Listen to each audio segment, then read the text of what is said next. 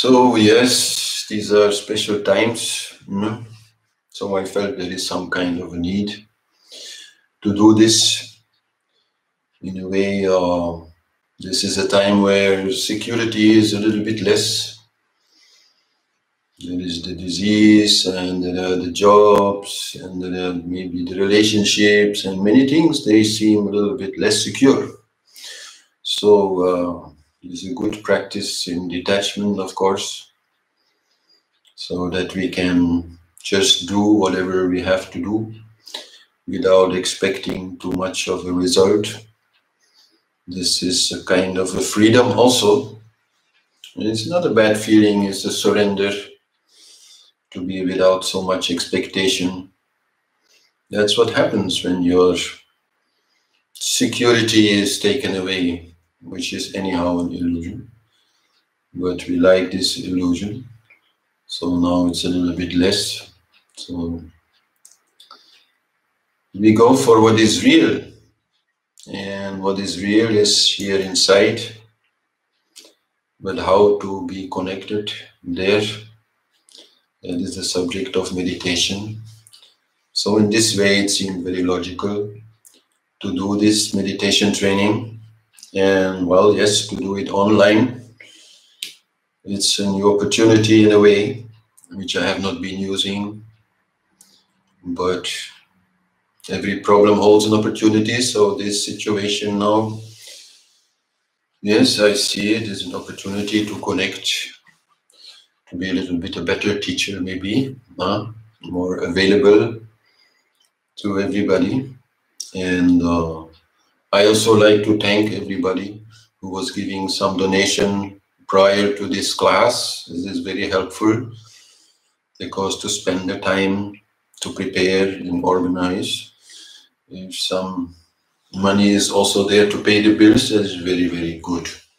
So together we can make this happen, to create this connection, to create this exchange, and to get a little bit closer to where we want to be together. So I'm not really able to read all your comments or give any feedback now, but I'll do that in the end of the class. Then I'll be really answering your questions. But now let's just start with the subject of today, which is meditation intention. So we're going to talk a little bit of, why to meditate? What do we want to achieve with it? And what can be our intention? Because it's also not the same for everybody, maybe. So we'll look into that and a little bit also in the house, since this is the first class, to give a first general idea of how the process of meditation happens. So we'll be looking at some theory there. And then in the end, we also look at some practice, some home exercises that you can do to yourself experience and start making those choices, which will finally help you to develop a meditation practice of your own, which is really suited to your personality and your lifestyle and your duties, and which really works, which is what is important.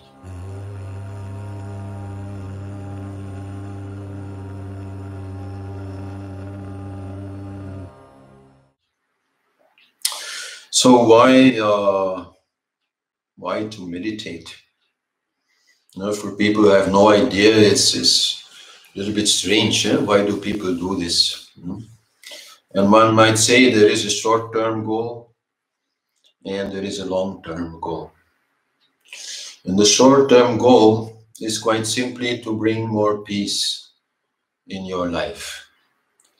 Many times we say, oh, I want some peace, but we never give peace a chance. And peace, its nature is not to ask for attention. Everybody else is asking for attention, but peace is not asking for attention. So only if we give it some attention, we can get it. So then to spend some time on peace, which is the essential rasa, the essential emotion attached to meditation, is what this is about.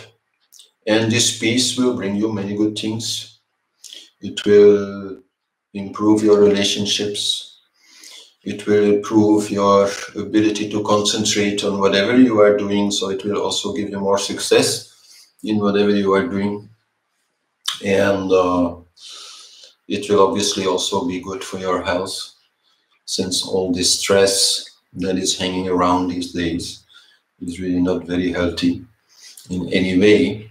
So there also you get a direct advantage. Actually, from the beginning, when you start to meditate, this increase of peace will be there.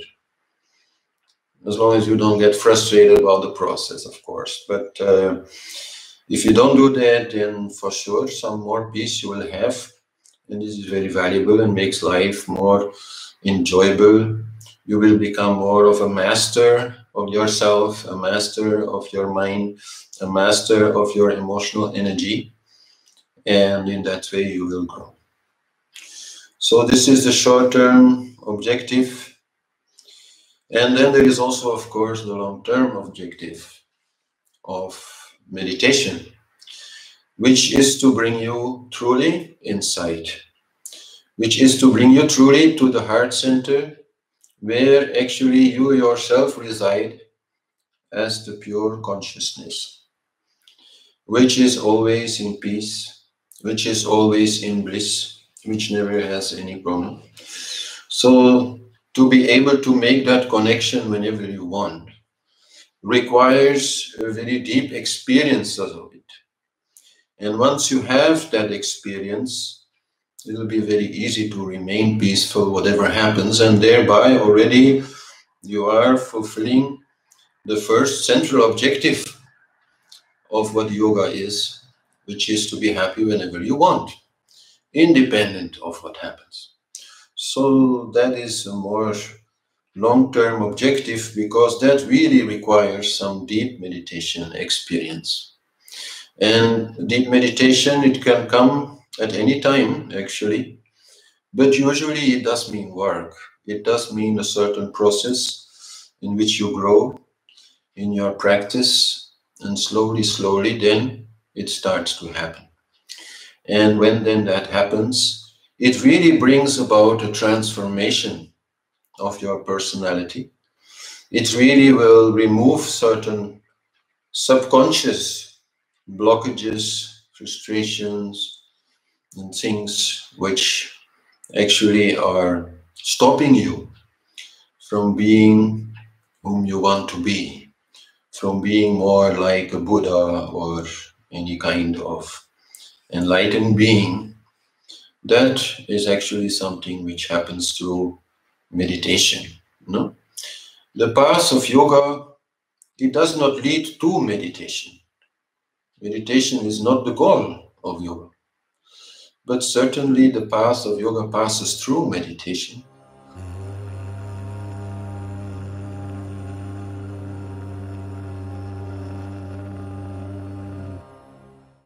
And for many, this is a bit of a stumbling block. And that is a pity, because there's no need for this to be a stumbling block. Everybody can learn how to meditate. Only we need to devote some time to it. We need to properly understand what we are doing. And we also usually need some guidance with it. That also definitely helps. So this learning process takes time. I've been meditating for more than 40 years, and I'm still learning. Still, there is some kind of evolution, and new things are there to learn and to try. And in this way, the practice just evolves. It gets a lot easier quite fast for most people, but still there are layers upon layers upon layers. Especially once we start entering deep meditation, also there are so many layers actually of ourselves, which we have to encounter and deal with and dissolve and, let go. And so It's a long-term practice. And this learning, first of all, requires doing. There's too many people thinking about yoga and meditation and not doing it. So that is why I very much emphasize to do some of these exercises at home on a daily basis, so that you really are doing it. And by doing, you are learning. Whatever I'm saying is only words, as long as you don't try it. And once you've tried it and you have the own experience of it, and you can actually talk about it in your own words, from your own experience, then you have actually gained the knowledge. Then you really understand. So this daily sadhana, this daily work, is important also to be at peace with yourself, to remain at peace with yourself. I see this too much, that people get involved with yoga and meditation, and after a while, maybe after the first initial enthusiasm, some frustration starts coming. Because you want to be so much in the now, and you want to be so much like a yogi, and not to be bothered by anything, and always be nice to everybody, and never get angry, and all these objectives, they come. But it's not so easy. It's not so easy, but if you practice, then you can accept that you are not perfect.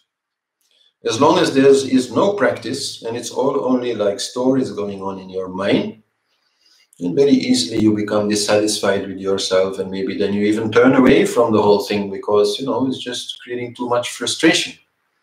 But if you practice, then you know, okay, step by step, I'm moving forward. Then you have infinity anyway. So then the feeling changes, and you become a little more patient with yourself, and satisfied with the practice that you are doing, whichever you can, you know, because some people have a lot of time, some people don't have a lot of time, they have other responsibilities. Also there we should be patient, and also see that if we spend some time, what we can, that life will also provide the time. We will talk about that more in a different class, but this is something definitely which happens. If we make the effort, then life provides and gives the means to do more. So this series, if you start now following session 1, 2, 3, up to 12, about end of June, we are ending this series. I really advise you, do some practice. You don't always have to do what I'm, proposing, especially not if you already have some practice of your own. But take this time to do some daily practice so that you don't become frustrated. And then after these, 2.5 months, you can also experience in yourself what it has done. What kind of transformation is already apparent in yourself, in how you deal with life, in how you deal with others, in how you deal with this whole situation now. And so it's a good experiment. So yourself, even if you have doubts about these things, you can try and see what happens. And then the doubt disappears, and then you feel, okay, yes, this does work, let's continue. So that's the whole idea here. And part of that learning definitely also involves making personal choices. Many times when meditation is being taught, only one particular technique is taught, or only one particular sequence of techniques is taught to people. And that is actually totally absurd if you look at how different people are. Some people are very emotional. They need a very different kind of approach than people who are very rational. Some people are very active. They also need their own kind of practice. Some people concentrate very easily, but have very difficulty to let go of control, which is required in the later phases of meditation. And other people have a hard time to concentrate, but once they concentrate, then it's very easy to also surrender to it and, you know, into more peaceful kind of meditation with less willpower, I would say, involved. So in that way, there are so many differences. I mean, some people are simply more stressed and others are more relaxed. So we also need to take that into account. Some people are more visual. They like to visualize. They can easily visualize, like artists, you know, they can draw, so they can visualize. So they can work with that. And others, like myself, I'm not good at all at drawing, so visualization is very hard. So we prefer to work with words, with mantra, with the auditive part of our brain. So in that way, we are all very different. And also in our opinions, even, we are also very different. Some like these mantras and like these exotic things from India. Some prefer, you know, something more abstract, like the self or the pure being or the breath or something like that. So all these preferences also we have to take into account, but try not to be too much, let's say, opinionated about all these things. Whatever you see that might work, you can just try without having before any idea, this is good, this is bad. No, just try. Once you try, then you know if it's good or bad for you. Actually, that's the whole point. If it works for you, it works. It doesn't matter.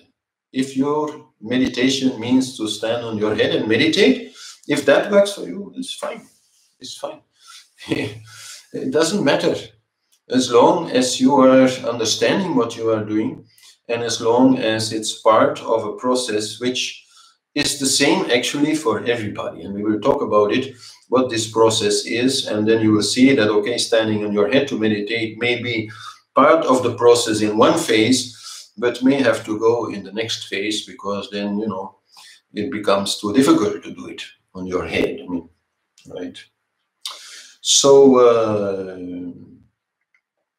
there's many details. I mean, sometimes people think, oh, I should be able to meditate just like that, you know. It's should be easy, but it's not. It's not. There are many details. There are many things to know. Otherwise, I would not have scheduled 12 sessions on meditation, you know. It's not just because I like to talk. I also think there's a lot to understand about life also. So yeah, there's many details. And there's many things where you might get stuck, and where it's important to actually be able to give some feedback, to get some feedback. So that's why I'm here also, you know, during the classes, and also apart from that, to help people individually to move forward. You know? So yes, you can invent the wheel yourself, but why? You know? Why? There's many details. It'll take you a long time to figure this all out yourself. So let's use the knowledge that the Vedas have brought us, that the yoga tradition has brought us, and put it into practice, and then see what it means to us, and discard that which does not work for us, and use that which works. And this way we build up something which goes. So.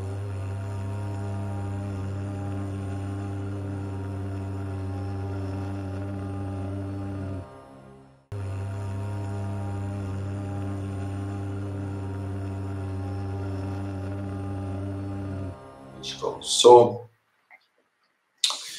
there are, as I said, different phases, and the first phase is intention, which is really the subject of today. And this intention is quite important in many different ways.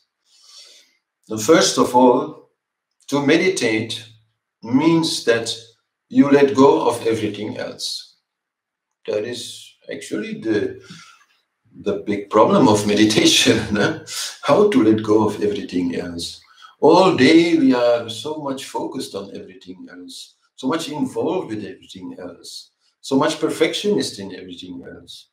And then suddenly we expect to just let that go and not think about it. So this is not easy, so that is why we need this intention to be properly motivated to do it.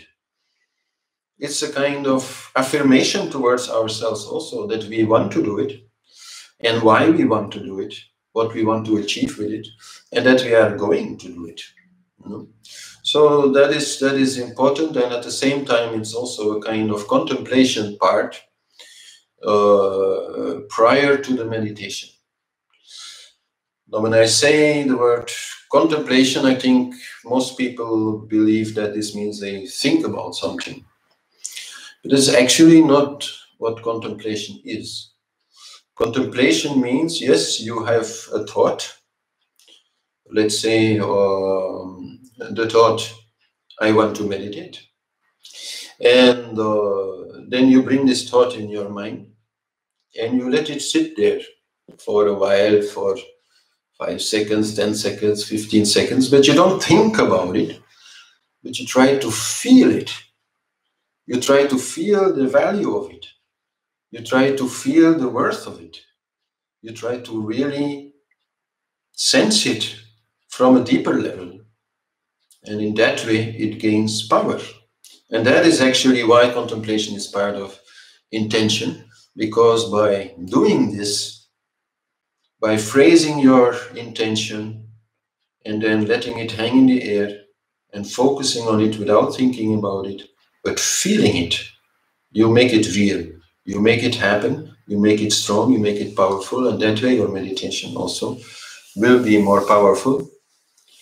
Intention is also about having a meditation plan, meaning that you don't want to spend time thinking about what you are going to do while you are meditating. What you are going to do, which exercises you are going to do, should be clear before. Otherwise, during the meditation, all the time you will be thinking about it. So this is also part of meditation, that you have a clear plan in advance. And well, whether you say this plan out loud or inside, or whether you just know, okay, I'll do the same thing as yesterday, is also fine. No? But this plan should be there and part of your intention. And last but not least, your intention can also be supported from the spiritual world. And in that way, to involve a small ritual at the beginning of meditation, where you are communicating your intention and asking for help so that your meditation is fruitful. This is also actually very important. It's a little bit a long story, which comes, I think, in session 11, and I will go into quite some depth about it, but this is also important to give the spiritual world a chance to help you, because truly in meditation, what we are doing is to connect to our own spirit, to our own most essential being. But how can I say it? You are not actually here. That you, that essential you, is not actually here. That essential you is in the spiritual world. We are all living actually somewhere else, and sort of, working with this body through some remote control, like a video game. And we have the impression to be here in this body, but truly we are in the spiritual world. And so when we ask help from the spiritual world, it is because we want to go there. We want to go really deep inside to our essence, and so we can really get help with that. But so I'll talk more about that in session 11. So, but this is where it starts. It doesn't have to take a long time, maybe 1 minute, maybe 5 minutes, to do a little something and to make clear what is your intention and ask for some help.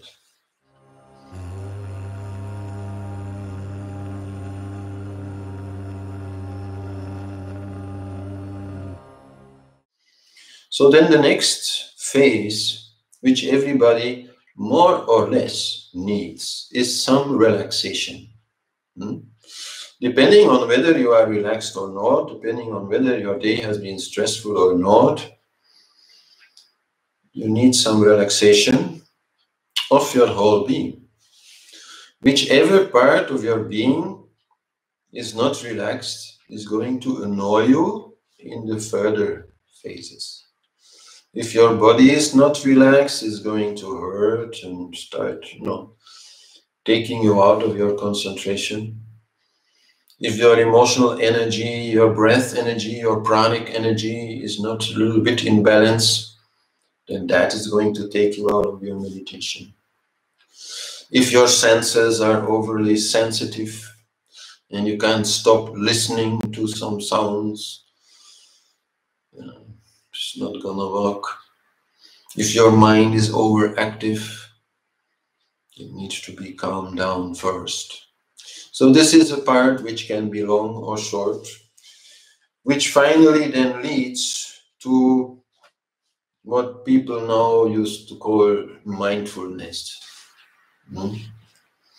Mindfulness means, okay, the mind is still full of stuff, but you are observing it. It no longer is like affecting you. You are still aware of the sounds, you are still aware of whatever is going on, also in your own mind. Thoughts are coming, feelings are there, but you are a little bit distanced from it. That is when you become ready for the next phase of concentration. But so, before you get there, you really need to work a little bit with your body, with your posture also. So this is session number 2. We're going to talk about it in detail. You need to work with your breathing. Breath is an incredible tool to calm down your whole system. It affects also the other layers of your being, both your physical body, but also the mental body, even the subconscious. So you work with the breath to become more calm in that way.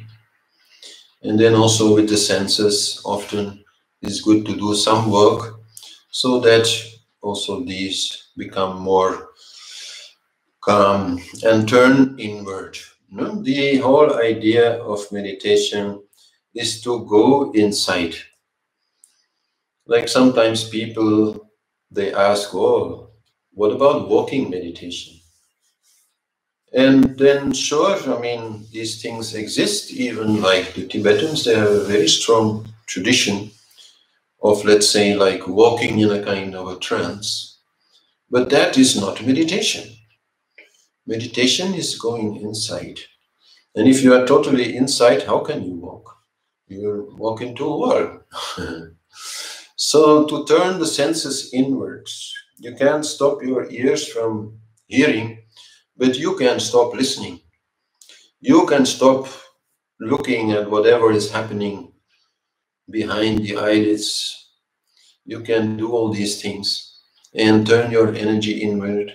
Withdraw the prana, withdraw the energy from your senses and go inside.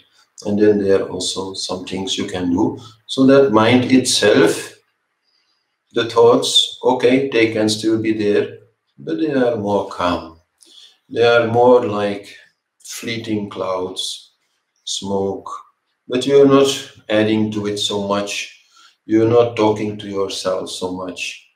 You're just observing. So that is where you become ready for the next step. And a lot of guided meditation also brings you to that point. But that is as far as guided meditation actually can go. Because guided meditation means somebody is talking you into it. So as long as you need to be able to listen to somebody, you are not inside. You are still listening outside. So guided meditation can be very, very good. And some people are really good at relaxing everybody by speaking to them, by making them go through certain experiences, by leading them into certain visualizations. This is all very, very good practice, which brings you to this point of mindfulness, and then you are ready to concentrate.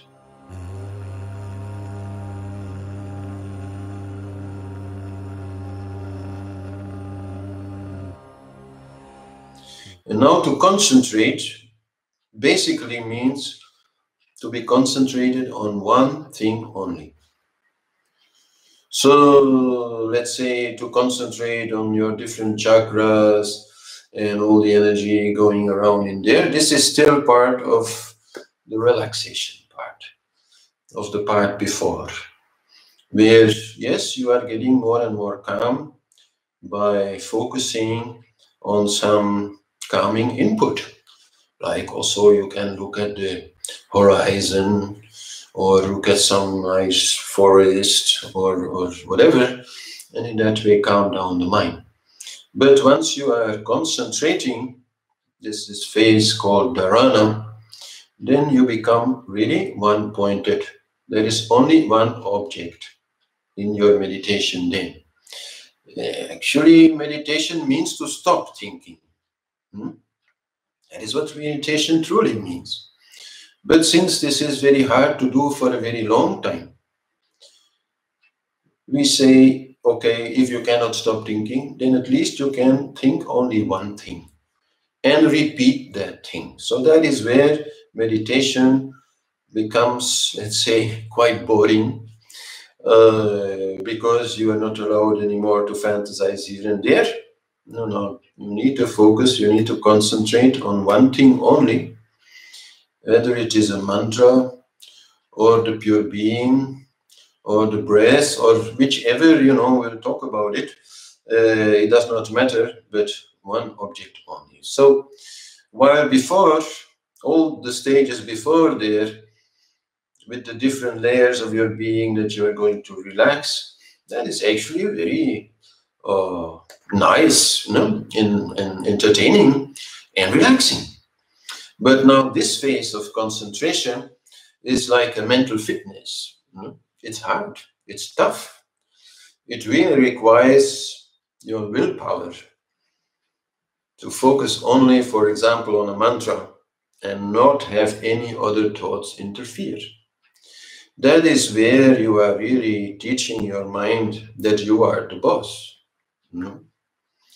Mind is like a dog. Now, every dog in some phase of the life needs to be put on a leash and needs to learn to stay close and to do whatever the boss is saying. So this is the same with the mind. The mind needs to be put on a leash. The mind needs to be focused and concentrated where you want. It's your tool. It's like your hand or your feet. If they start going wherever they want to go, what are you going to do? So, but this mind is a little different there, no? This mind easily gets out of control, like some dogs which are not properly easily go out of control and create trouble everywhere. So when we do that, then mind becomes our servant, as it truly should be. And then actually, after a while, it becomes so used to it that becomes like a very faithful dog.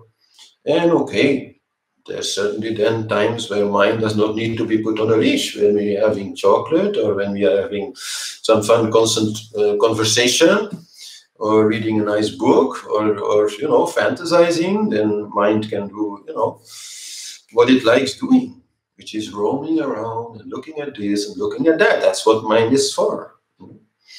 But the moment we say, no, stop, come here, focus, it'll be used to doing that. And so that is why we need to teach it and teach ourselves. And this is for many a stumbling block, because it's hard. And let's just accept from the start that this, for most people, will be hard. And it'll take some time. It'll take some time to come to the point where you can say, yes, no. I was, for example, doing this mantra and very few thoughts came in between. That will take some time. And if you don't accept that, you'll only get frustrated. So when you are in this phase, it's actually the most easy thing to teach, but the most difficult thing to do. And it's easy to teach because there's only one answer to any question. And that is, whenever you feel you are thinking, then return to the object of your concentration. Whatever happens, Whichever comes to you, it's only that one answer is there. Go back to the mantra, go back to the breath, or whatever it is that you're trying to focus on. Don't get frustrated about it. Don't start thinking, why am I thinking so much? And then, you just go back. And you spend the least time and energy on frustration, because that's really not helpful at that time. No, you use your willpower and you focus. And sure, in the beginning, we can make it a little bit more easy by making this object of our meditation a little bit more solid, a little bit more something like that we can hold on to. So these hang-ons, for example, are to combine mantra meditation with breathing, synchronizing mantra with breath. This is actually part of the exercise for this week. I'll talk about it. But so this is one way to make it more easy. If the mantra is very simple, if the object of our meditation is very simple and we only want that, and it's too hard, then we just add something to it. Maybe we add a visualization, maybe we add something else. But we add something to it until we have enough to hold on to and we really can do it without too much thinking. That is the first central objective. And then once we get that, then slowly, maybe we can again remove some of these hang-ons and make the object as simple as possible, because that will allow us to go more deep inside. So how you do this is your own choice, as I said. Whether you like mantra or visualization of a yantra, or a combination of both mantra and yantra, which is very good because it involves the two sides of the brain. We will also talk about that in the class on mantra.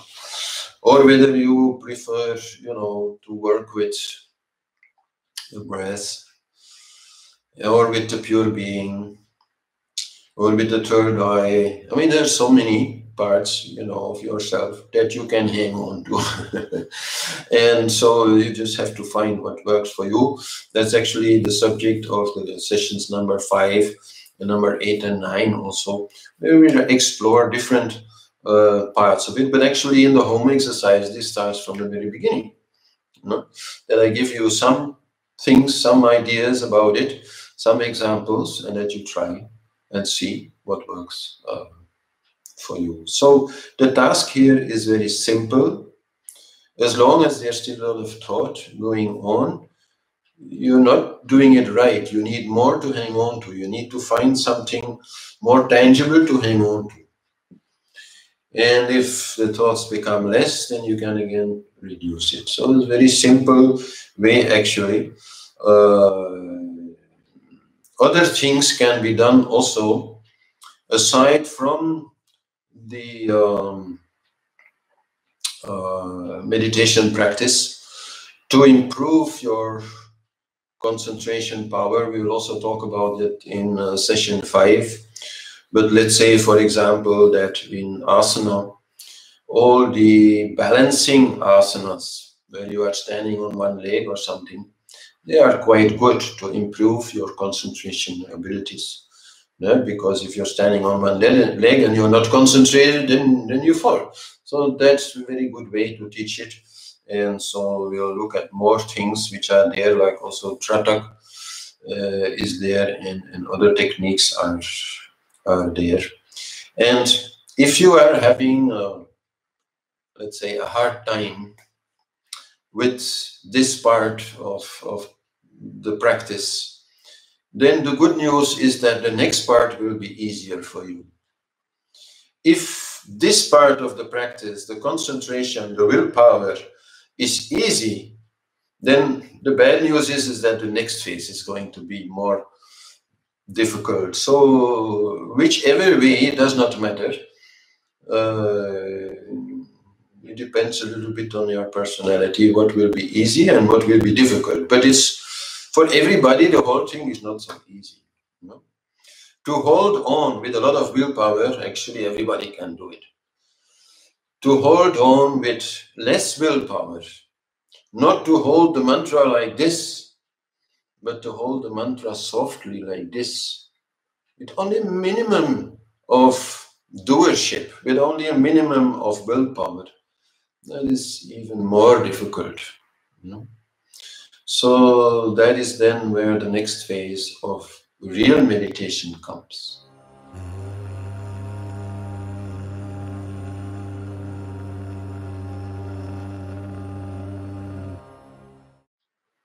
As long as many thoughts are still coming, I'm sorry, but you have not yet meditated. You have just tried to concentrate. But when your concentration becomes stable, then you can try to meditate, which basically means the same thing. You are still focusing on one object only. But this object should be very simple.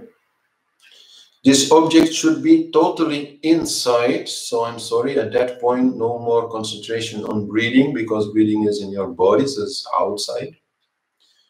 It should be inside. It should become purely mental, let's say, your object. And the object should be held softly with minimum willpower, which basically means that you are no longer doing it. It is your mind who is doing it. It is your mind who is, for example, doing the mantra. And you are observing it. Just like at the end of the previous phase of relaxation, you become the observer of everything. Here you become the observer of this one little thing. This one mantra, this one little thing that you hold on to. And this is happening. And the mantra is like going around you, and you are at the center of it. And all that this mantra requires is your attention. If your attention goes somewhere else, then again you are thinking or listening or doing something. So it requires your full, soft attention. Full and soft at the same time. Not so easy. But so then if you can do that, then you really enter the stage of meditation. And the only thing that you can still do then is to just persevere. Keep doing it. Keep doing it. Actually, at that moment, your job is done. Nothing more needs to be done. What needs to happen after that happens by itself. If you can remain softly concentrated on this one object for enough time, then the next phase of deep meditation comes automatically. This is not something you can do. Nobody can do deep meditation.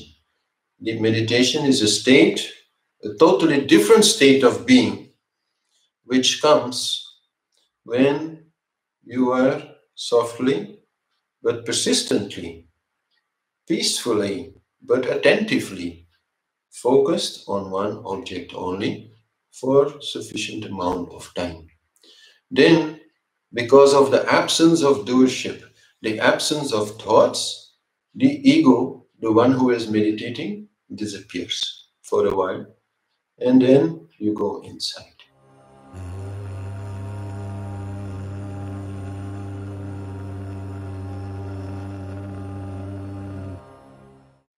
And you truly go inside in the sense that at that moment, you no longer know that you are meditating. You no longer know that you are sitting there. So this is quite a special thing to happen. You really are then absorbed, and that is how this stage is also called, the stage of absorption. You are really absorbed inside. You are really in the subconscious mind. And there you go to the self quite automatically. And then stay there for a while, even though time does not really exist there. And slowly, then you move out, and by moving out, also some things happen more in the subconscious mind. We will talk about that at length in the class on Samadhi, which is, I think, session number 10. And yes, then the true transformation happens, both because of increased identification with the self, increased capacity to reach the self, and also because of the work that the self then can do on whatever is still blocked in your subconscious mind. And then the true changes will come, where a shy person loses this shyness, where a easily irritated person becomes very peaceful and difficult to irritate, and so on. That is where the real change happens. So, but that part, it cannot be done. Only the meditation can be done, and then it happens. So this is how meditation moves through these phases, but in each phase, how you move through it is individual. And how much time you need on each phase is individual. So that is what we are going to discover here in all these sessions, and see for you what works and what brings you further. And everybody can do this as long as you are able to not let your ego get involved in it too much, to have the patience to work and to find and to concentrate and to accept and to go more and more in the peace.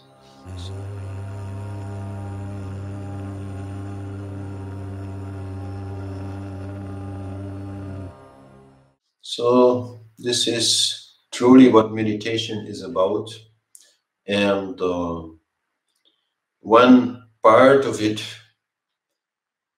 definitely also important, but which has nothing to do with the practice, is how you lead your life. So there's also 2 sessions on lifestyle, let's say, both in a very practical way, how to organize your day a little bit so that it suits more to meditation, and that the right time can be chosen for meditation, but also how to avoid some things in your life which will actually make your meditation more difficult. So these things also come, and they can be very important. And this whole process in this way can also be quite life-changing. Because, you know, some people will have a hard time not to think. And that is because they have too much to think about. So if people have too much to think about, whichever willpower they put into it, it will never be enough. And even if it is enough, because, you know, they're very strong and they really want it, but if there's just too much going on in their mind, then to do it then with less willpower, to soften the concentration, will not work. So in that way also in our life, maybe some changes will be needed. Because if you have too much to think about, maybe that means you have too many projects going on. You just want too much. So maybe we have to a little bit, you know, like calm down in that way. Or maybe it is because you have thoughts that you are pushing away. I mean, like we are all doing sometimes, you know, some things we don't like to think about, so then we try to push it away and find something else to do or think about. But once you start meditating, that is a luxury you no longer have. Because those are exactly the thoughts that will come bothering you once your meditation starts to work. Once you feel, oh, no, yeah, I can do it, then suddenly these things will come up, because you've been pushing them away for a very long time, and now they need to be brought into the light. But actually, they don't need to be brought into the light while you are meditating, because then again, you are thinking and not meditating. But maybe so, your meditation will show you that this or that subject is something you really need to think about. And you really need to figure it out. Maybe it's something from your past. Maybe it is some kind of desire or something that you have that you really been pushing away and you need to think about it. Maybe it is something in your relationships which really needs your attention. No? So in that way, meditation also leads you to bringing changes in your life, bringing more peace and harmony in your life. And in that way, both life and meditation will be supported by it and will become more fruitful because of it. So there's a lot here to talk about, and that's why we are, going to spend some time together to talk about these things. And the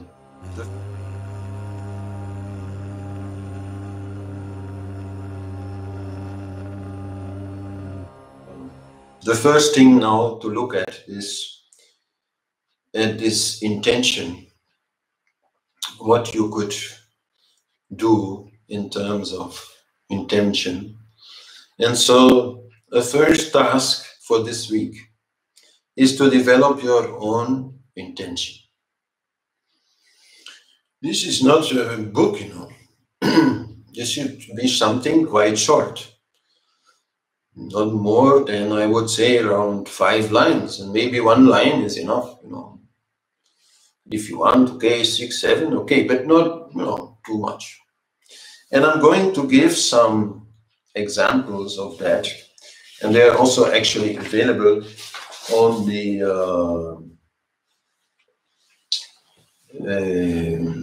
internet already, on the Lila Yoga website. So just to be clear on this practical point, whatever you need for the home exercises is on the Lila Yoga website, where you have the live section, and there under session 1 you find home resources, 1 PDF with a lot of information, and also some audio files.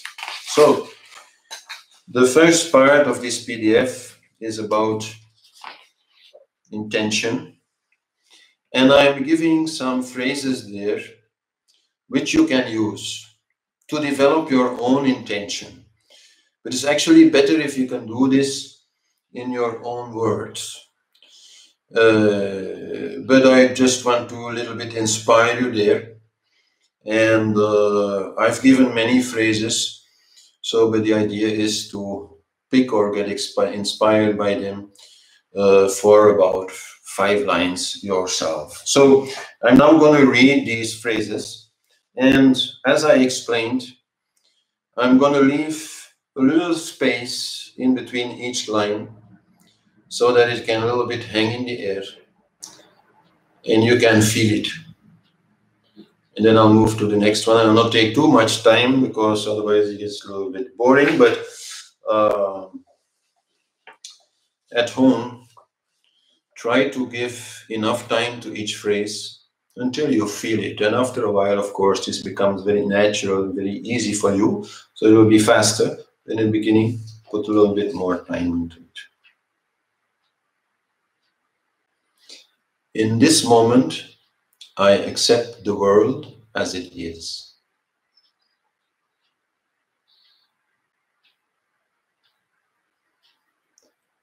In this moment, I accept myself as I am.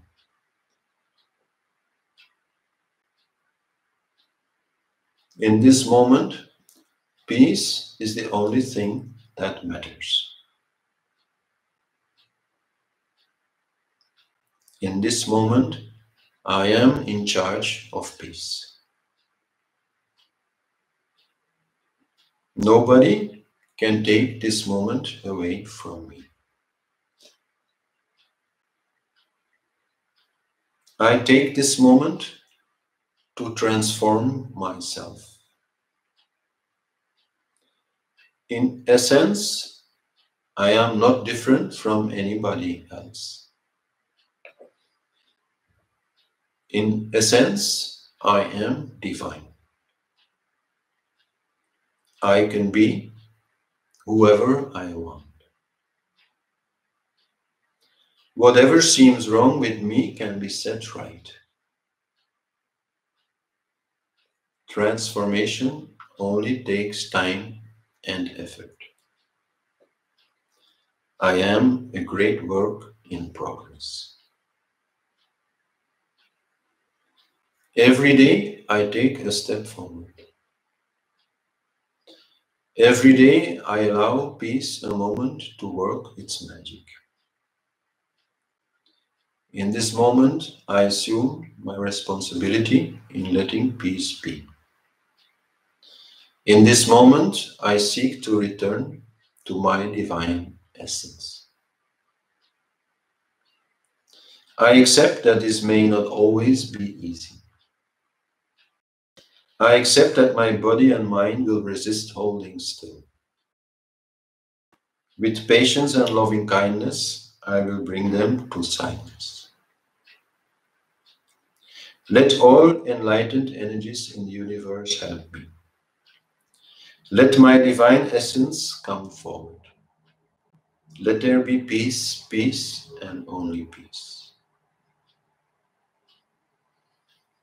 So these are a number of lines, and I've put them a little bit into paragraphs where they are, let's say, overlapping or a little bit talking about the same thing.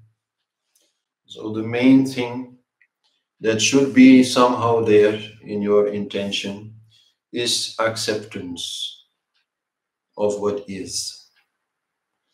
The second is the intention to transform. And this is maybe a little bit strange. First, you start by saying, I accept everything as it is. And then second, you are taking up the challenge to transform. But to accept everything as it is does not mean that it cannot become better. This is a little thing in the mind sometimes for people. But one can accept what is and still make it better. So that is what we are doing. And to do this, we do it step by step. This is another part. Every day we give peace a chance to work its magic, step by step. And we accept there one thing also very important, that it is not easy. We have to accept that it is not easy, so that we do not become frustrated. And then last but not least, we can ask for help. We can ask for peace to come to us. So then it is also not so much our own responsibility. As long as we allow it, it can come. We invite it. So this is a little bit how your intention could be developed.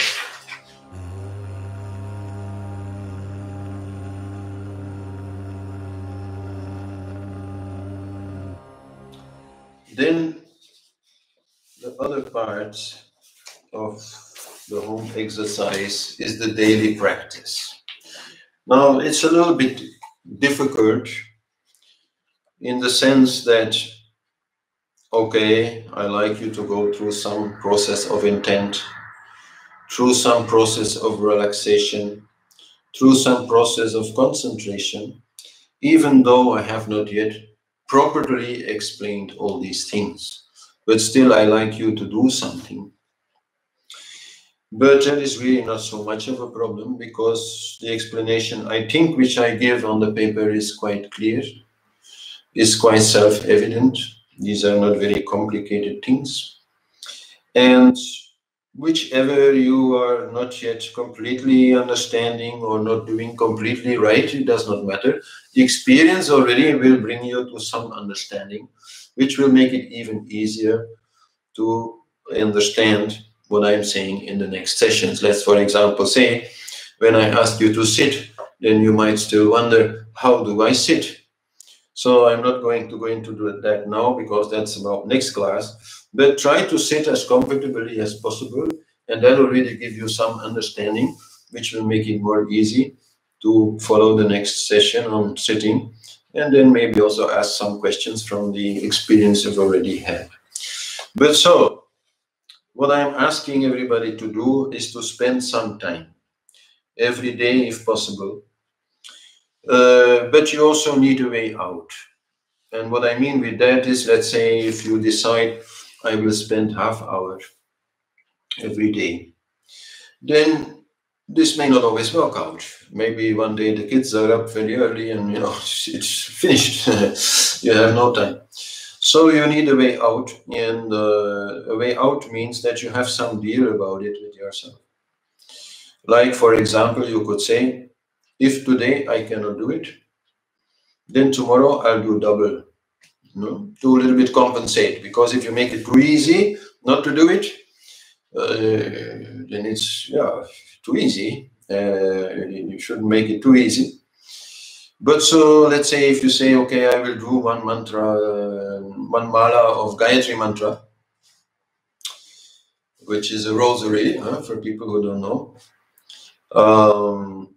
every day. And if you can't do it, then the next day you will do, for example, 3 malas. One for that day, and then one for the previous day, and then one extra, let's say, to compensate for the fact that you didn't do it. I'm not going to get involved in all of that. You just have to find out yourself, but please make sure you have a way out so that you don't feel bad about it if somehow it doesn't work, and that you can have some, way to deal with it, with which you feel at peace, and with which you feel you are still maintaining this practice. No? So the example practice that I've done or developed here for this week is like supposed to take about half hour. But if you have less time, then you have to a little bit shorten the times that I advise to do here, or even leave out some of the parts. And if you have more time, and then you just, put more time to everything. So some of the things that I'm saying here, I'm not even going to explain. Just think that this is a good way also to learn without knowing what you are doing. My current teacher in Nepal, he is very good at that. He hardly ever answers any question of why. So when I ask him why I have to do it, just do it and you'll see it works. And that's what matters. So I a little bit have to say the same thing here now. When I say, for example, please sit facing east, and definitely do not sit facing south. So please just do it. And then please, in front of you, place some vase in copper or ceramic or glass. Put some fresh water in it from the tap, and put some flower or leaf, from a tree or a bush into it. And burn at least 2 incense sticks or evaporate some essential oil. I'm not going to explain all that. It comes later in the classes. Then you are supposed to say your personal meditation intention, which you have been developing. Whether you want to say it out loud or in your mind, it does not matter. But so do leave some silence in between each phrase so that you can really feel it. And sure, once it is something which you know by heart, and you close the eyes, so it becomes a little bit more an internal thing. Then I advise a little bit of relaxation lying on the back. This is especially needed for people who have a stressful life, where you consciously relax each part of the body and use your belly a little bit also. You'll read it, you'll do it. It's not difficult to understand. And that is anyhow something which we'll look into much more deeply in the next session. So then after doing this for about 5 minutes, then again you sit upright, try to sit a little bit straight, try to, have some support for your knees so your legs can relax. Then there is some natural breathing which you observe and which also helps you to a little bit more correct your posture. Just, just do it. It's self-explanatory. And where you slow down your breath. Slowing down breath means slowing down mind. Automatically, if you slow down breath, mind has to slow down. So this is a very important part. Then there is a little bit of observing the sounds in your environment and taking your attention away from them. Observing whatever happens behind your eyelids, the little lights that you can see when you close your eyes. Observing, accepting, then withdrawing your attention from it. The other senses are less important, for us humans. It is mostly our eyes and ears that we use. Compared to a dog, our nose might just as well not be there, And taste is something, okay, you try to neutralize by, having clean teeth and maybe having a little water in just before your meditation. And touch anyhow, okay, you wear something comfortable, that's it. So, but mostly what disturbs us in terms of senses is what we hear and what we see. So seeing is relatively easy, we close the eyes. You might put some cotton in your ears also, it's possible, we'll talk about that. But anyhow, just observe and withdraw attention. And then the last part is some mantra meditation with synchronized breathing. It's described also in the text. I'm not going to do that here. It's a very simple way to synchronize mantra with breath, a very natural, not forceful way, very easy way. That's why it's in the first class, or in the first exercises of the week, of this week, And if you already have some mantra, then please stick to that mantra. If you already have a connection to a mantra, that's very valuable. So please stick to that. If you don't have a connection to a mantra, then I'm giving 5 different mantras. I'm a little bit explaining also how to use them, for which people they might be the most interesting. But I do invite you during this week to a little bit try them out and sense their energy, sense what it does to you, sense how it feels to you, and then slowly you will come to prefer one of them. And that is where we need to go, so that you have one mantra to work with. And then you end the meditation always, this will be true from week 1 till the end, with some true holding still, some true doing nothing, some true not thinking, whether it lasts 1 second or 10 seconds or half a minute or longer, it does not matter. It will just have the pure peace, and this way you can end your meditation. So really, I advise to do this so that you are not creating too much a difference between what you know, the theory, and the practice. Both have to grow together. So even for people who might watch this class later, I mean, like in 1 year or something, take your time. I mean, you could binge watch all these classes for sure, and okay, why not? But then again, start from the beginning and start doing the practicing. And for those who already have a practice, please also stick to it. There, I would say, use these examples, use these home exercises that I am advising to a little bit see what you are doing or not doing in terms of phases. And yeah, if you see something in these home exercises which might be interesting to you, just try. Don't think about it too much. Why think about it? It's not the thinking that is going to, tell you anything about it. It's the doing. So just try to a little bit then integrate it with whatever you are already doing. If what you are doing works on a certain level, fine, keep it.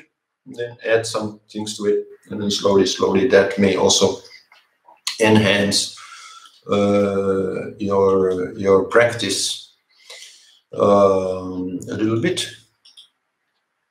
So let me see a little bit. What is the time? Oh, I've been talking 1 hour and a quarter. Good. I mean, this was more or less what I intended to do, because people may have seen already on Facebook, I've been giving some live sessions in Dutch to my Dutch students here in Belgium.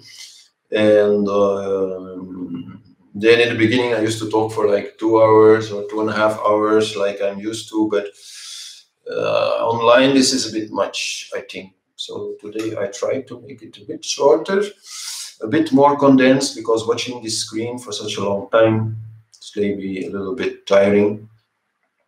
And I hope you all enjoyed this first session and are enthusiastic for session number 2 on sitting and relaxing the body properly before meditating.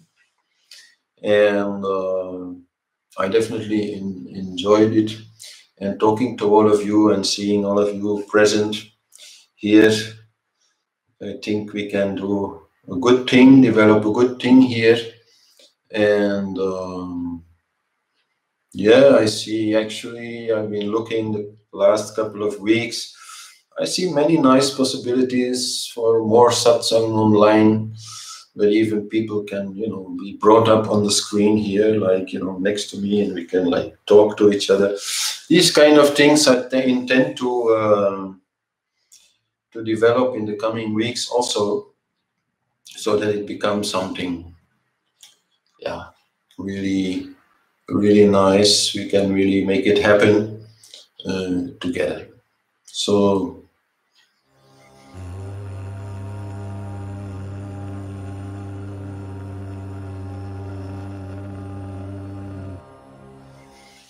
I think now I'm going to have a look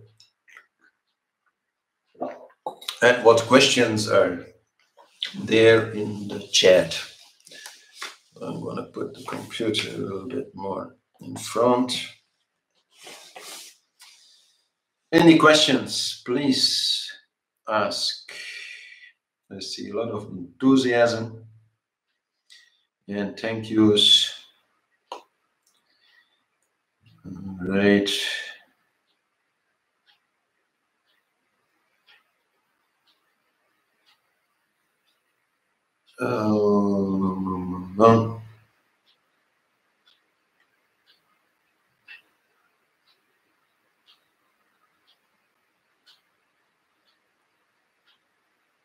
All right. Any questions? Come on. There must be questions. Santosh, hello. Any time slots for meditation and how it matters? I think what you're asking is, when is the best time to meditate? So actually in the papers you will see that I say there that meditation can happen after 6 p.m. or before 10 a.m. This is the best time. Actually, the very best time is in the early morning around sunrise. We'll be talking about that in session number 5 or 6, I think.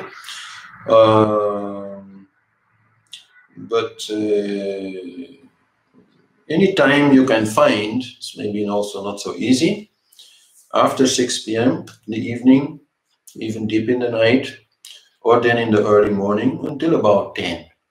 After 10 a.m., energy in the world starts being so much more active that, okay, you can still meditate, but it's not going to work so well, because the static in the air increases a lot.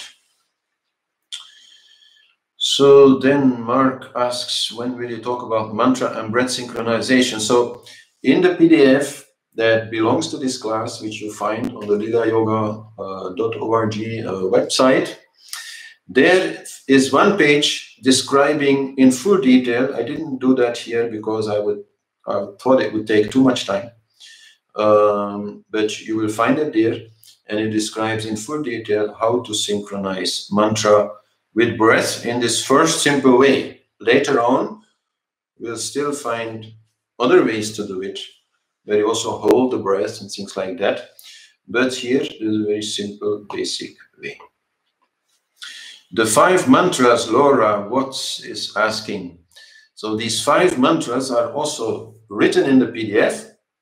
And at the same place where you find the PDF, you find the audio files of these mantras, because I have not said it, but mantras should be pronounced correctly. So these audio files are not terribly good quality in terms of, like, you know, meditation music. I just record them with my mobile, but they are correct in terms of pronunciation. So you should use these until you properly pronounce it yourself, and then you just leave it, and then you can use them. Then Maria, please continue satsang online. Yes, we will do that. Maria Fernandez, what about mantra if people is another religion? Well, this is of course a subject which we'll also talk about. If you really feel this is going against your religion, then any prayer will do as an object of meditation. Like the Jesus prayer in Christianity, in Orthodox Christianity is very much used, or whatever, you know, you like to use.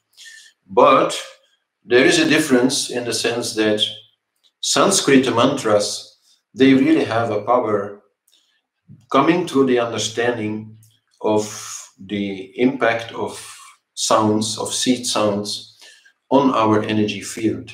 So these mantras, let's say, for example, the Kali mantra that I am advising to use, it has these kram, kring, krum, kar, krim, shram, shing, shing, these are made, these sounds are made particularly to touch those centers, those nerve centers or those energy centers that are related to anxiety and will reduce the anxiety. So in that way, you can use whatever you like as an object of meditation. It's important that you feel from your religious tradition that, you know, it is acceptable. But if this is not so very important, I do advise trying out some of these mantras and experience yourself what they do to you. Whatever anybody says is not so important as your own experience. Amanda, when we breathe in, when we get to the gap, is this when we touch our divine being before we breathe out?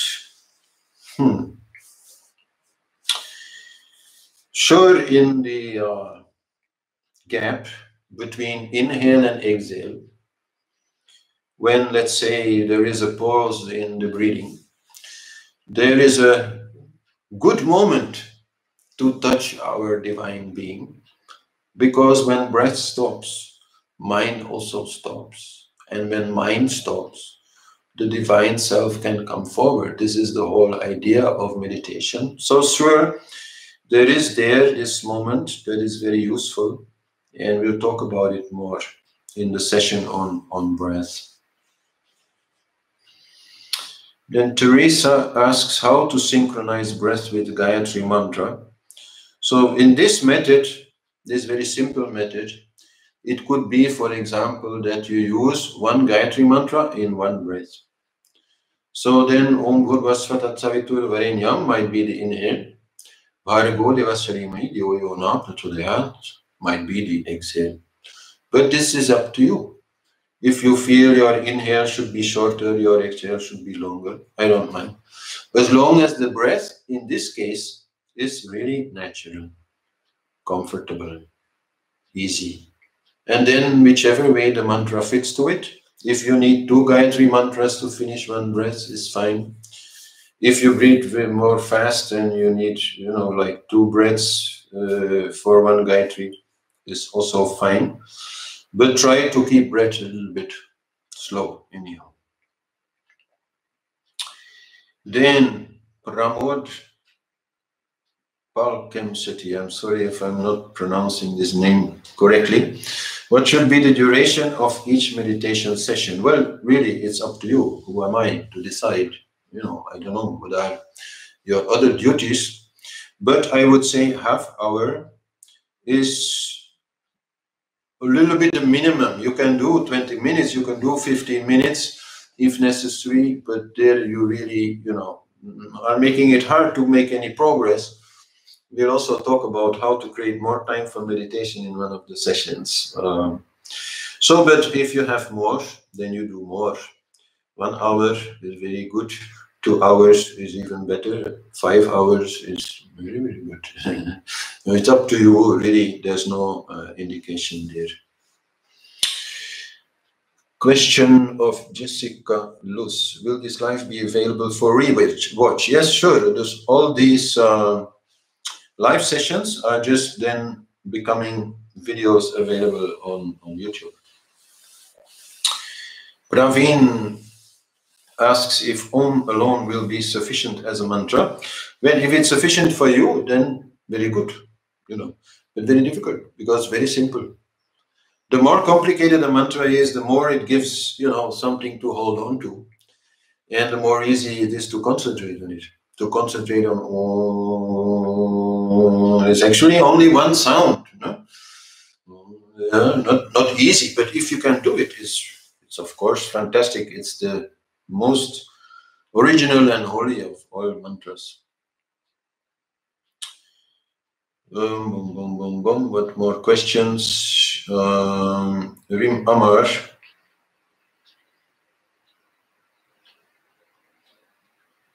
says it's difficult to start somewhere. Well, start with the exercises that I have described in the PDF, Rim. I think that would be the best thing. Then you can start from there and have some experience, and then your experience will guide you further.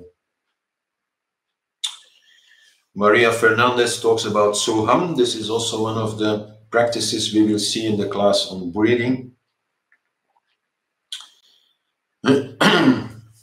So then, Happy Healthy Cooking and Lifestyle asked for a link to the mantra and the PDF. So in the description of this video, the link is there. Yes. Then Ina asked, when using a yantra, do I meditate with open eyes? Well, meditation with open eyes is not really, meditation. Huh? It's a preparation for meditation. But so we can stare at the yantra, definitely, for a while as a preparation. And then when really we want to meditate on it, we take the image of the yantra inside, we recreate it inside, we visualize it. To visualize it is actually very good also to paint it oneself, so that one really knows it very intimately. And then we visualize it and meditate on it, maybe adding a mantra or something.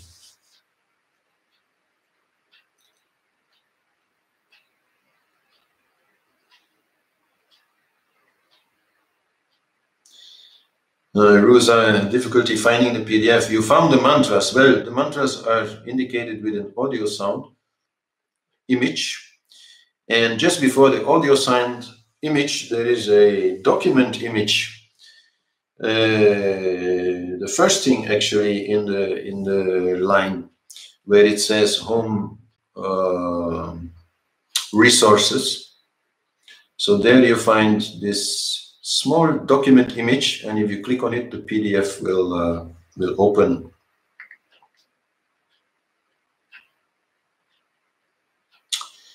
Then Eulalia asks, how should our meditation ritual start? So this is also described in the PDF. Very, very simple. Just some water, some flowers, some incense, some candle or oil lamp, and then pronounce your intention. That's it.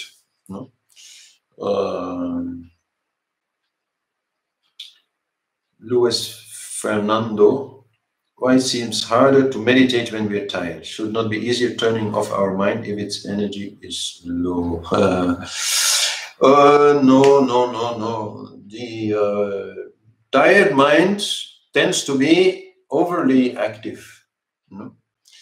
So definitely then to concentrate on it is very difficult. So no, to meditate is most easy when we are not tired, but have not yet gone fully into activity, like gone to work and all that. So that's why the early morning is good. But still, the deeper night, I would say, can also be good if we are sufficiently having the energy, because then, the energy and the environment is actually very good because everybody else is sleeping. So then not so much input from the common mind field.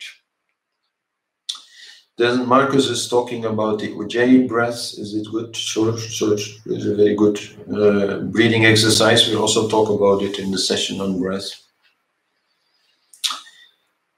Jessica, my back hurts when I sit for meditation. Should I just ignore the pain? Can I find a comfortable position? So we'll look into that in the next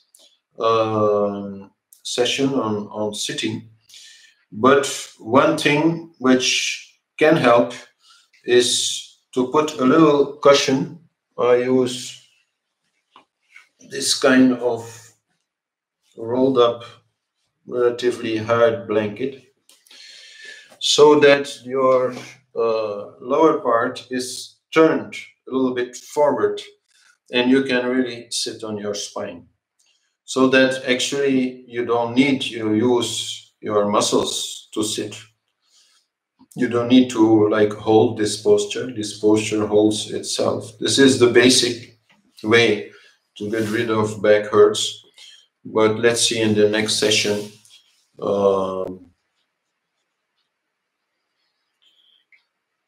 Then Sven is asking, who taught you to meditate and did you do it intensively from the beginning?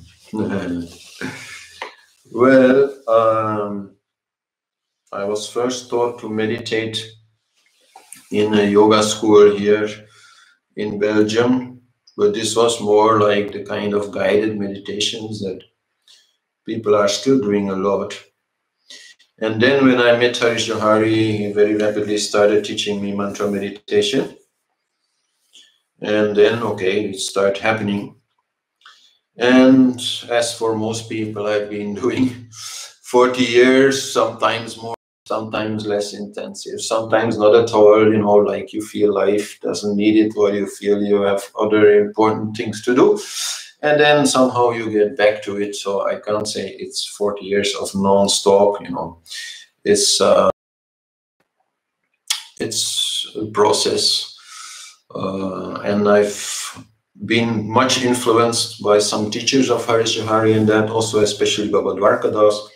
And then after Harish Johari left his body, very much helped by Narmada Devi and by Katya Baba. And then I'm still learning so many new things now from Kedar Upreti from Nepal, who is my current teacher.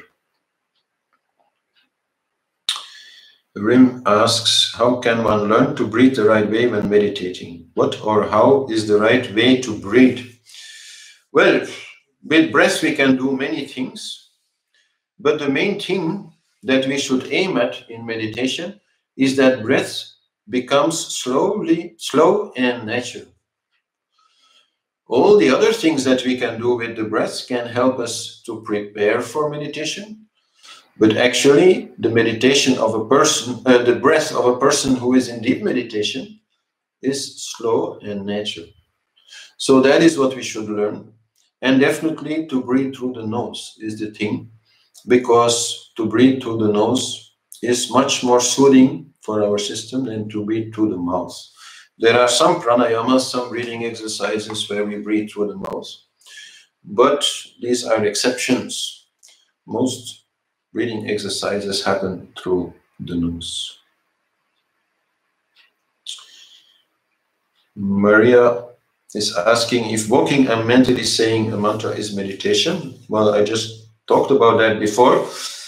It's very good to do that. I do that quite a lot, but it's not true meditation. True meditation is definitely not walking. to meditation is holding still entirely, your entire body, your entire mind, your entire breath, your everything becomes samyama, as they say, becomes still. And so that is the real meditation. But sure, to do a mantra while walking, while sitting on a bus or driving, or while cooking or doing dishes, whatever activity you are doing where you don't need your mind, then to use the mantra is very good, because the mantra energy will strengthen inside of you, and at least then you're not having so many useless thoughts, and especially if thoughts are becoming relatively useless and, let's say, unhappy, then definitely to use the mantra is a very good thing.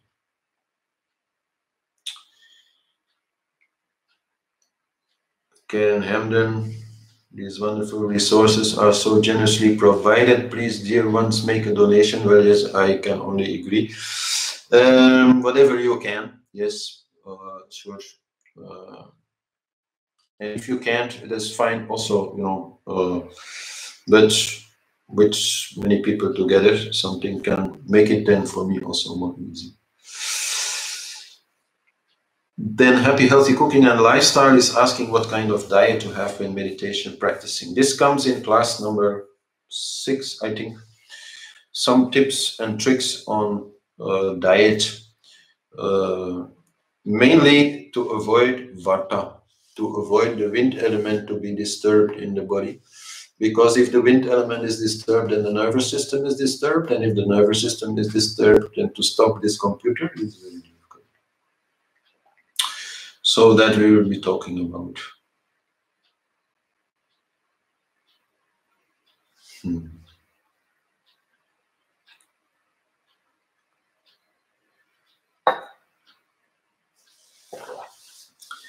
So I think you are running out of questions. Good, okay. Well, I think I enjoyed myself. I hope you people enjoyed yourself. And let's meet again next Saturday, same time. And Ram Ram and Namaste. And thank you very much. And let's see each other again. Ram Ram. Oh, there's another question. If emotions come during meditation, should we ignore it, recognize it? Well, if you're really trying to meditate, it's not a time to think about your emotions, When emotions come during meditation, surely they need some attention, but maybe not at that time. Maybe then you need to a little bit contemplate about it later on. That is then what is there to do. If every emotion we let it disturb our meditation, then how can you learn to meditate? But definitely, if some emotions come forward only during your meditation, then probably you've been pushing them back. You've been holding them back too much in your life. So you let them come out. You do not ignore them. You accept them. You see where they come from, and you try to expand them. You try to, resolve them. That is actually a totally different subject also. All right. Thank you. Ram Ram, Namaste. See you all next week.